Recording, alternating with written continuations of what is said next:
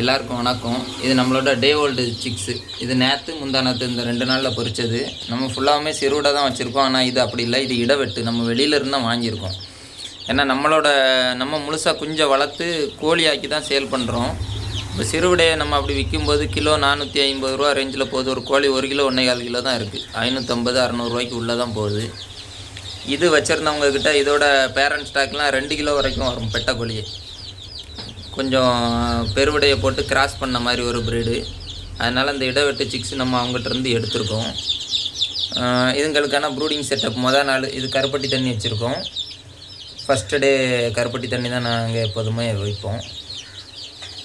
அதுக்கப்புறம் ஒரு 40 watts bulb தொங்க விட்ருக்கோம். ஆனால் இதை மற்றவங்கெல்லாம் ரொம்ப லெவல் பண்ணி கீழெல்லாம் இறக்கி தொங்க விட்ருப்பாங்க. ஆனால் இப்போ நமக்கு உள்ள கிளைமேட்டு வெளியே பாருங்கள் எவ்வளோ ஹாட்டாக இருக்குன்னு. இந்த கிளைமேட்னால நம்ம ரொம்ப டெம்பரேச்சர் பார்க்க வேண்டியதில்லை. ஓரளவு மேலேயே தொங்க விட்டாலே போதுமானது குஞ்சுக்கு. எங்கேயுமே குஞ்சு அந்தளவு நெருக்கடிச்சிட்டு நிற்கலை பாருங்கள். அதனால் நம்ம பல்பை கொஞ்சம் மேலே ஏற்றி தான் தொங்க விட்ருக்கோம்.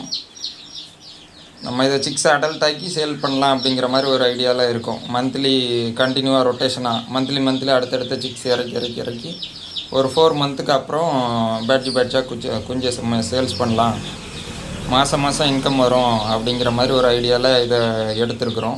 குஞ்சுகளை எந்த அளவுக்கு பராமரித்து வளர்க்க முடியுதுன்னு பார்ப்போம். இப்போ இதில் 104 குஞ்சு இருக்குது. எவ்வளோ குஞ்சை நம்மளால் காப்பாற்ற முடியுதுன்னு பார்ப்போம். இது ஃபஸ்ட்டு டே நம்மகிட்ட ஃபஸ்ட்டு டே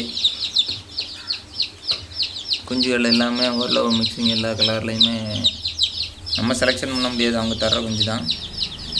ஒரு சில குஞ்சு கொஞ்சம் நல்ல சைஸ் இருக்கும். அந்த குஞ்சுலாம் நல்ல சைஸ் இருக்கும்.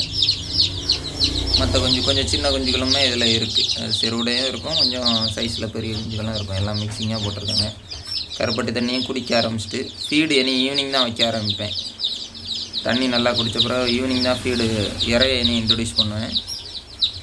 இப்போதைக்கு தண்ணியை மட்டும் குடிச்சிக்கிட்டு இருக்கு. இதுதான் நம்மளோட முதல் நாள் பராமரிப்பு.